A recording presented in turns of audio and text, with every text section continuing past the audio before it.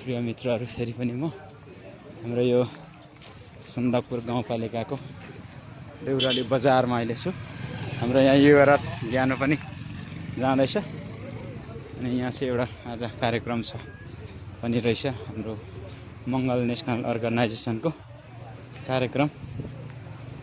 अनि हामी चाहिँ अहिले यो देउराली बजारमा छौँ, तपाईँहरू देख्न सक्नुहुन्छ। र यसो अरे सौँदो ल हामी यहाँ देउराली बजारमा है। अहिले हाम्रो के छ युवराज, ठिक छ? ल ल ल ल हाम्रो चाहिँ यस्तै छ है। अहिले यो बजार घुमाइ, यो देउराली बजार है, यहाँनिर हामी देख्न सक्छौँ। यहाँ आज मङ्गल नेसनल अर्गनाइजेसनको कार्यक्रम पनि छ। यसरी हामी यो ठाउँमा छौँ। हामी चाहिँ माबुबाट आउँदैछौँ र यसरी तपाईँहरूको माझमा फेरि पनि मैले यो भिडियो लिएर आउने मौका पाएको छु र हामी देख्न सक्छौँ।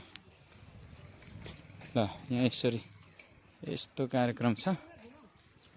किन के भयो फेरि? यताको यतैदेखि ठिक छ, यतैदेखि ठिक छ अरे। ए ल घुमाऊ नि त, घुमाऊ ल ल। यतादेखि जानु चाहिँ जान्छ अरे देउ उयो तल चाँपगैरी हुँदै। अलिक पर ल हिँडौँ त, हिँडौँ ल, हिँडौँ ल ल ल। यहाँ मङ्गल नेसनल अर्गनाइजेसनको आज कार्यक्रम पनि छ। यहाँ हामी नेपालटार। हजुर हजुर, नेपालटार अलिक बाटो अहिले अप्ठ्यारो छ अरे भन्ने कुरा भयो, यतै फर्क्यौँ हामी।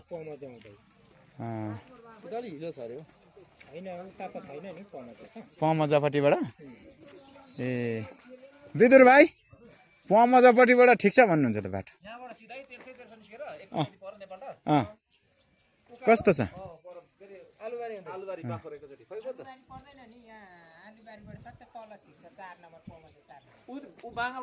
तल त्यही त उतै जानु भएको छ।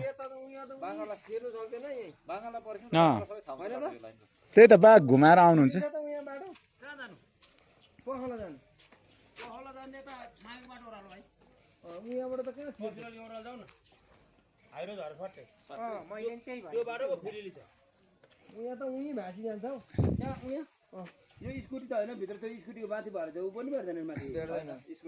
यो बाइकै हो कि हुनु चाहिँ, तर त्यहाँ त अस्ति ट्र्याक्टर त फसिरहेको थियो। राजकुमार बाङ्गा हुनुहुन्छ क्या, सुत्छ यता भित्तेको गाडीमा होइन, बाइकमा क्या, उहाँले यताबाट जाउँ भनेको। ट्र्याक्टर लग्यो रे, गाडी तानेको राति। सबैभन्दा राम्रो बाटो हाइट ओराल छ। यताको बाटो त म त छाँगे कि उताबाट घुमेर आउँछु। राजकुमार बाङ्गालाई थाहा हुन्छ खै? म एकछिन है।